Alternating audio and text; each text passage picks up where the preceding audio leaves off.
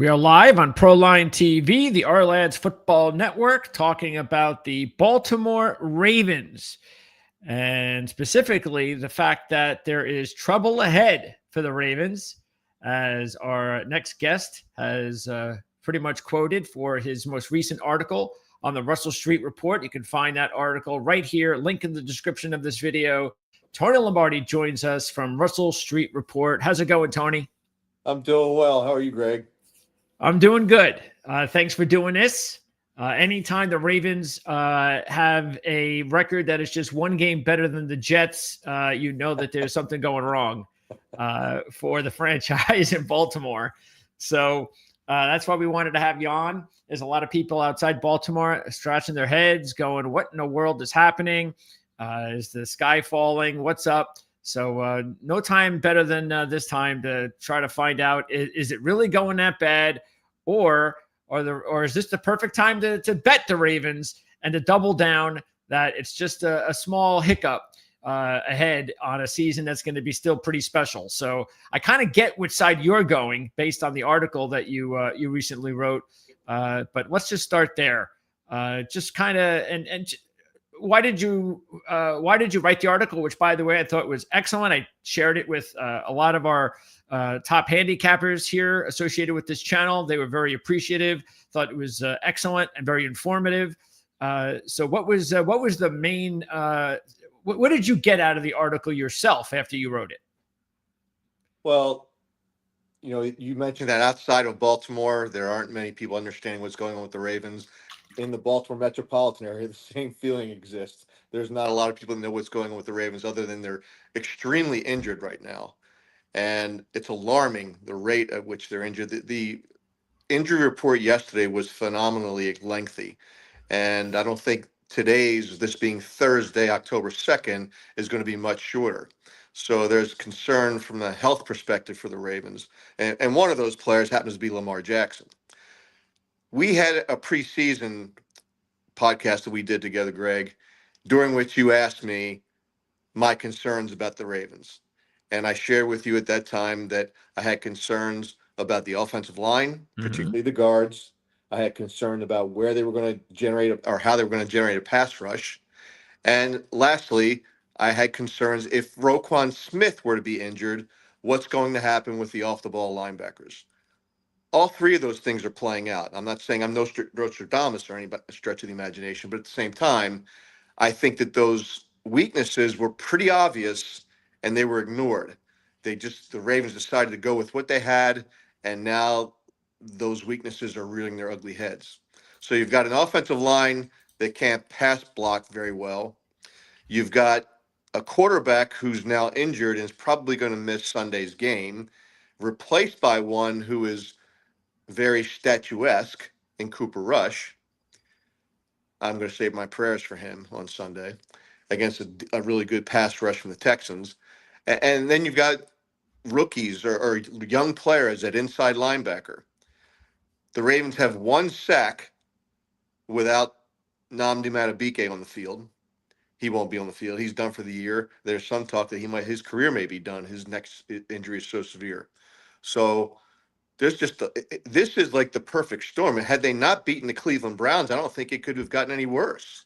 So where they go from here, I saw a stat today that the Ravens lead the league in yards per carry, yards per rushing attempt. Okay. Yet they're 30th in yards in rushes attempted, which makes no sense when you have Derrick Henry. Yeah. They had a team, they were going against the Kansas City Chiefs that was ranked going into that game 30th against the play action pass. The Ravens were first offensively in play action passes.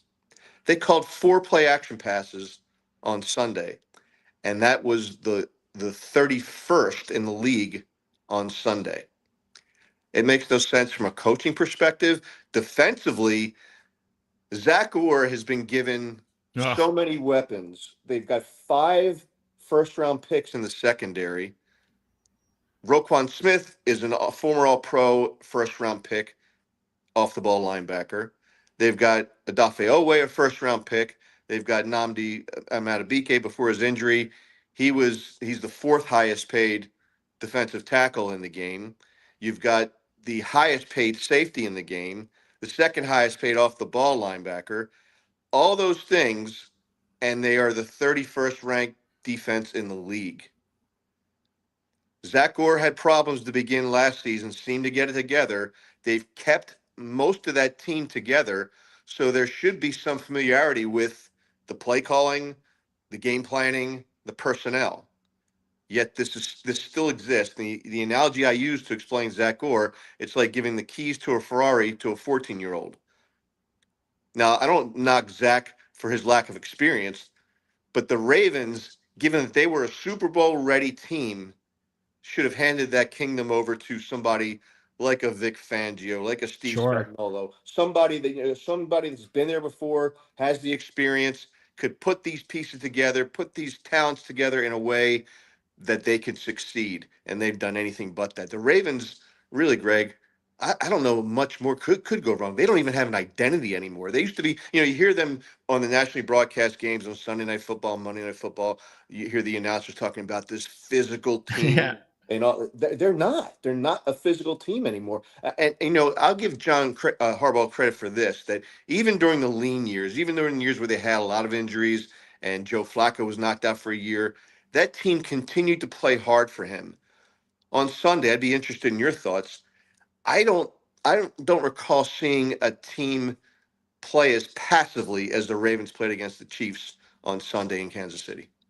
Do they have because we remember the days whenever the Ravens did have these dynamic defenses, they always had they had a lot of alpha dogs. Right. Are they missing some of that as well? Is there one leader on that defense that they could turn to that is without a doubt the ringleader of this defense, or is that what they're missing? Well, when they traded for Roquan Smith, they thought they got that dog, but I don't know what's going on with him. He's when he showed up, I believe it was an late October game in New Orleans in 2022. Without having any familiarity with the Ravens, they just put him right in the game, and he had a great game. The physicality was there, sideline to sideline was there. We're like, wow, and he was demonstrative player, vocal player, leader, studied film, all these things. They thought they had like Ray Lewis 2.0. Yeah.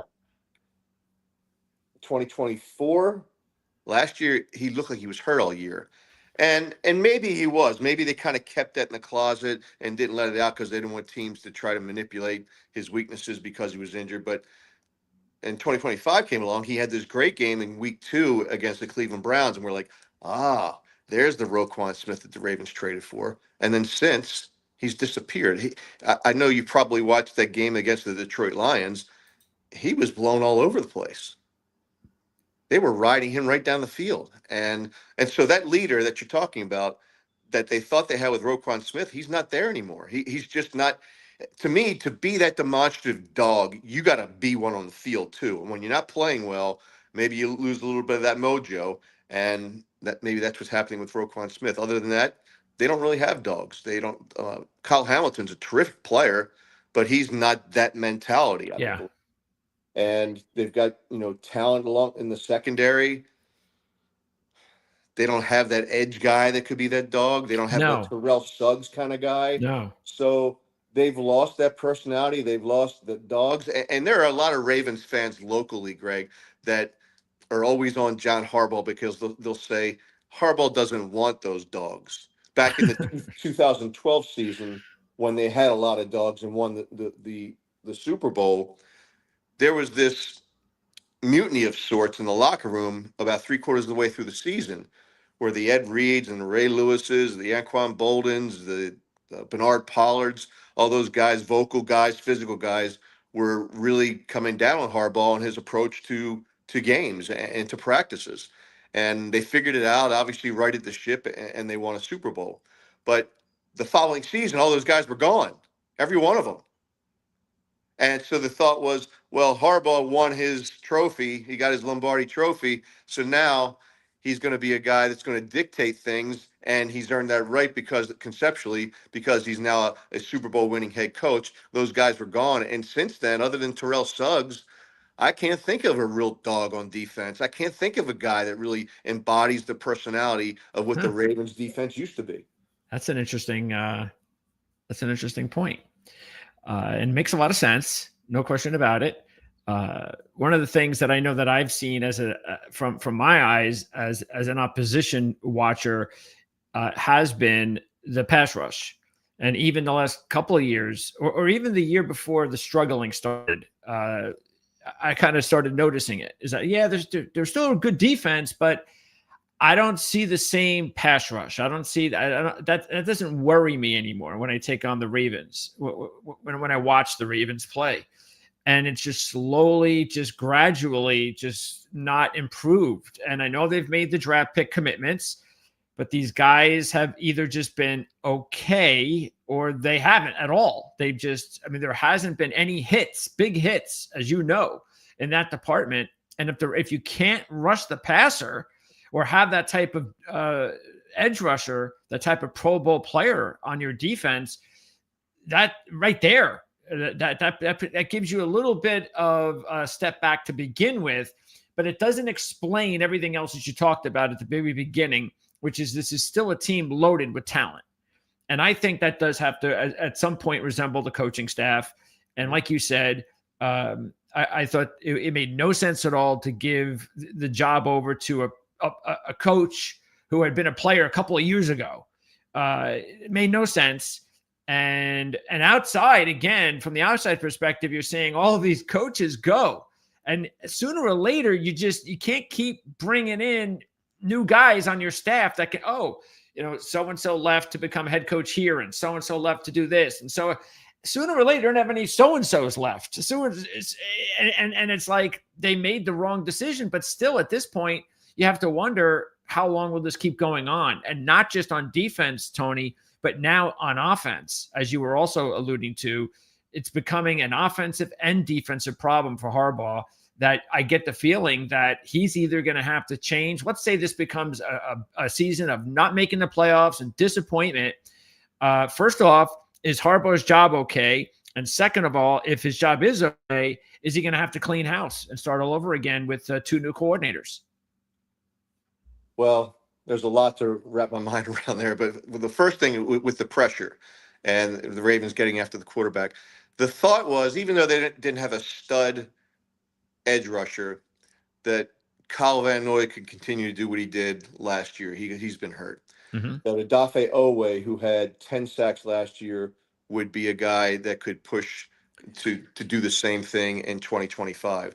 They liked the fact that Travis Jones was coming in healthy this year, and next to Nnamdi Madubuike, that they could have a push up the middle. So, and then with that secondary, with all that talent, the opinion was that they could simulate pressure. They could dial up different types of blitz packages because they had guys on the back end that could hold serve. They could protect in the event that a blitz didn't get home. But I haven't seen anything in the way of creative blitz packages. They seem to do the same thing over and over. They dictate to the other team what they're going to do pre-snap, and then they don't change anything. I don't see stunts or rubs along the defensive front in order to free up a guy and get a free runner at a quarterback. None of those things are going on.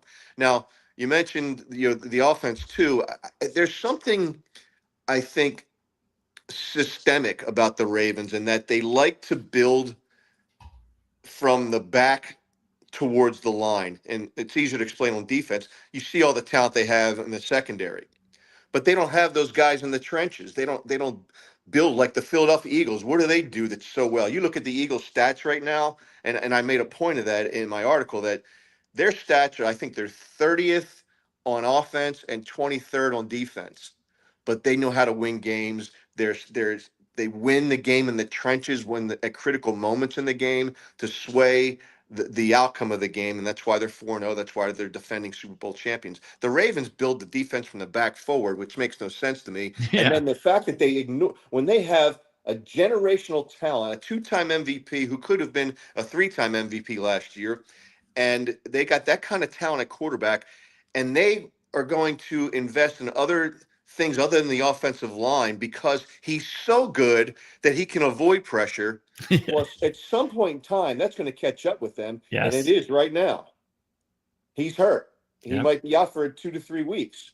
They keep saying that he's going to be a day-to-day thing, but he didn't practice today again, so he's probably not going to play this weekend against the Texans. And if they drop to 1-4, how many teams have come back from a 1-4 season to make the playoffs? Not many. Fortunately for the Ravens, they play in a bad division, and the Steelers aren't all that good, even though their record says they're 3 and Yeah. 1. They're not all that good. So they play in a bad division, so maybe they can limp into the playoffs. But I think winning one of these next 2 games against the Texans and the Rams is important. But back to your other question about, do I see a change in the coaching ranks if the Ravens fail to meet the playoffs? The knee-jerk response would be absolutely, and it should happen. But there's this, and you don't hear much from Steve Bisciotti, the Ravens owner, but we know that he likes continuity in his organization. Harbaugh's been around for, this is his 18th consecutive season. So if you if you if you want continuity, that's great.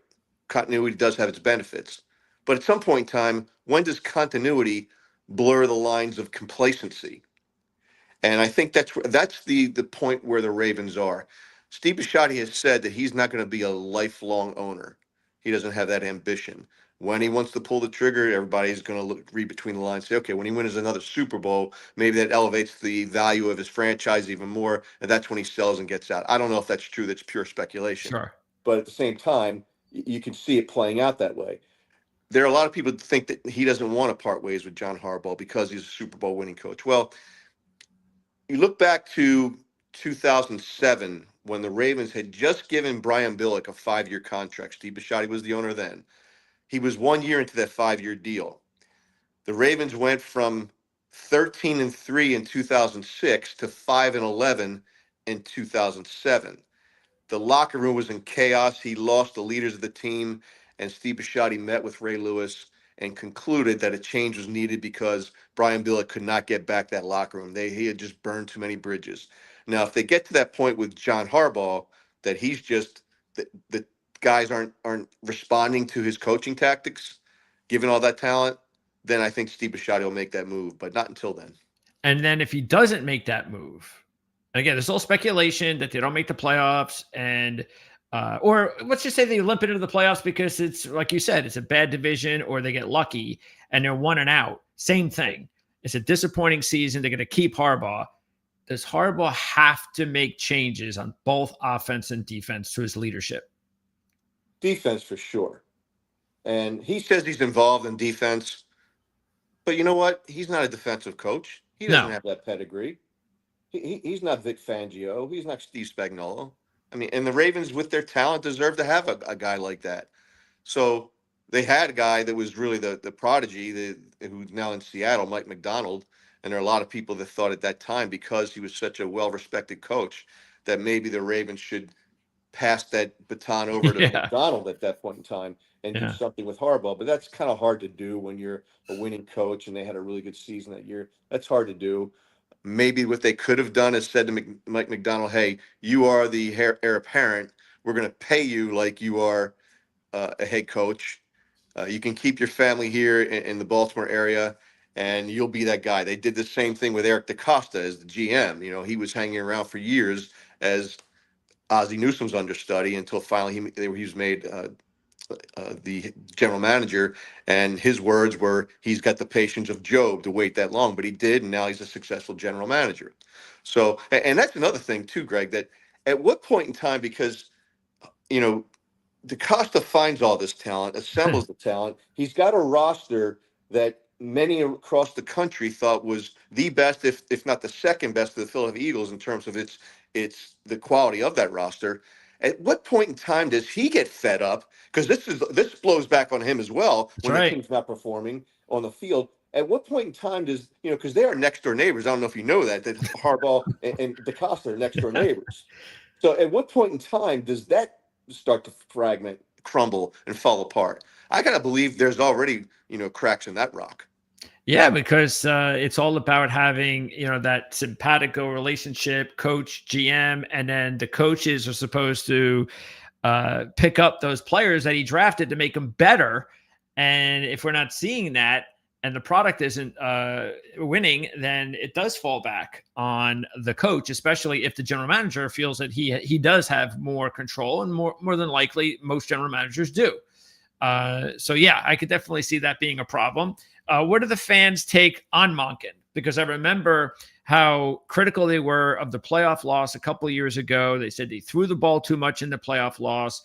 And then all of a sudden, that's kind of like I'm hearing again. And you kind of talked about it too. With matter of fact, there was another stat I even heard. I don't even know if it might have been in your article about the fact of how little they ran the ball on first and second down. With Henry, like they did it for. No, that was the clip from ESPN that you provided, where the analyst said that they had only run the ball with Derrick Henry like four times on first and second down the entire game. That's crazy, right? Yes. Doesn't make any sense. They took him off the field on 3rd and 1. You take Derrick Henry off the field on 3rd and 1 when you know it's going to be 2-down situation. They're on like the 25-yard line or something like that, and it's 3rd and 1. You know they're going to go for it. That's John Harbaugh's way. They know they have to score points against Kansas City Chiefs. So you take Derrick Henry off, even if you want to throw the ball. Yeah. At least give them the idea you're going to hand it off to Henry. Yeah. And why not use that as a weapon, just as a tool, a pawn to throw the ball downfield if you needed to. But yeah, there's a lot of dismay about Todd Monken. I think the thought is, there was a couple of years ago, people were worried that he was going to be hired as a head coach. And I'm thinking, why would somebody hire? Because at the time it was, let's hire the young guy who's like the up and coming guy, and Monken's a little bit longer in the tooth than that young guy. He is. So I thought, why is he considered to be such a highly coveted coach to be a head coach when he's got Lamar Jackson? How do you know that he's going to be as good a coordinator without that guy? That's right. So for that reason, I never thought he was leaving, and he hasn't left. Now people want him to leave because he's not effective anymore and he's not using the weapons that he has. And there's some talk about how the Ravens haven't used the read option as much. And then there's some speculation that maybe this hamstring injury kind of reached its peak against the Chiefs, and maybe it was happening before that. And based upon the way Lamar was playing and seemed to refuse to run, I could see that. And when he did take off and run, it was like he ran out of bounds, and it wasn't like he was that blazing fast guy that I saw during training camp this summer. So it's not like he doesn't have it anymore. Something's wrong, and obviously everybody knows something's wrong now. So yeah, I think with Todd Monken that he's not a fan favorite anymore. And Zach Orr, Zach Orr has a reputation of being a really good guy, loved by everybody that knows him, just not a really good play caller and a game planner. And that's costing the Ravens right now. When do you think they're going to have to draw the line on Lamar regarding his future contracts? Because, and we've talked about this before, at some point, and this is proof right here, because of what makes him a special quarterback are his wheels. And at some point, when those wheels start to slow down, there's just no way I can envision Lamar Jackson being a highly successful quarterback from his mid 30s on. I don't even know if he should be in the NFL at 35 or 36, because that's just not going to be his game. He's going to have to really completely change my mind of what I see and what makes him so special on the field. So when do you think the Ravens, because you even pointed it out, what are they going to do? I mean, every NFL team, when they have one of these quarterbacks, they got to pay him. There's nothing they can do. And then the contract that he's going to get is going to be so high.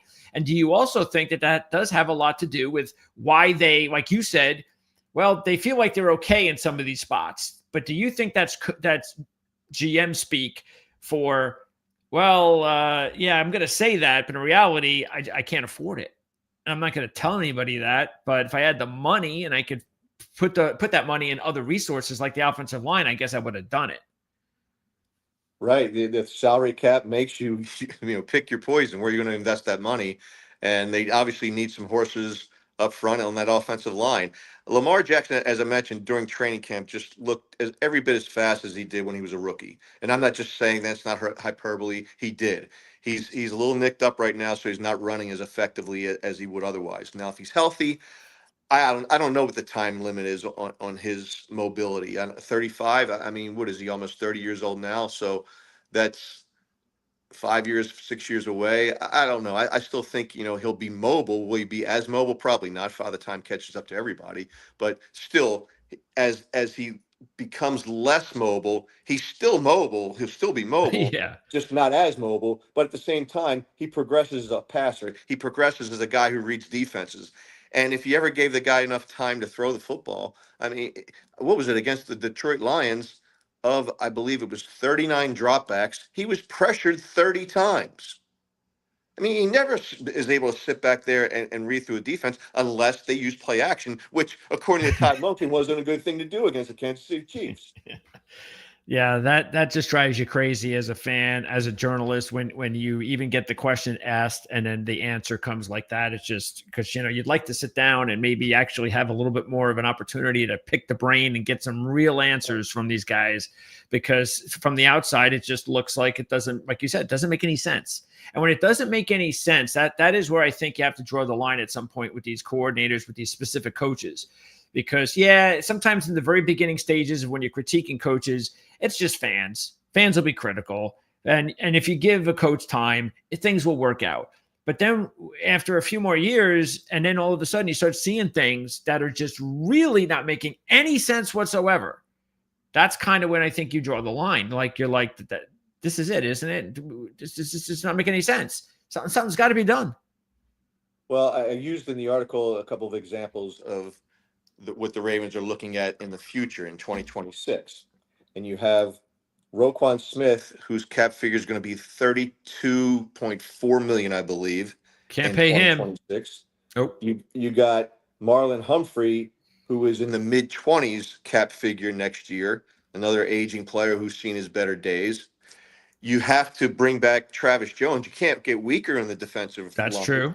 So you got to bring Travis Jones back. You can't get weaker on the offensive line, so you got to bring Tyler Linderbaum back. You're That's going right. to lose Mark Andrews, whose contract is up after this year. He's an unrestricted free agent in 2026. He's probably not coming back. Isaiah Likely is a tight end they keep saying they're going to extend, but he hasn't been extended so far, and he's going to be a free agent. So all these things are going on at the same time, and Lamar has a lot of leverage. And here's why he's got a lot of leverage, because his cap figure is in the 70 millions next year. I think it's like 72 or something like that, 74. You might have the article in front of you. I don't right now, but so he's got a high cap figure that was intended. It was structured this way so that it would force both parties to the table to negotiate an extension. Now he's got all the leverage because he sees all these things going on. He knows that he's got to extend his contract next year if he wants to have a team around him, a better team. That's true. And so what does that mean in terms of dollars for him? It probably means a lot more because he's got all the leverage. Oh, and by the way, his contract as it currently stands, he does not have the Ravens cannot tag him, cannot use the franchise tag on Lamar. So after 2027, he is truly an unrestricted free agent. I got to believe that there's a way, and I think we've heard it before, where you can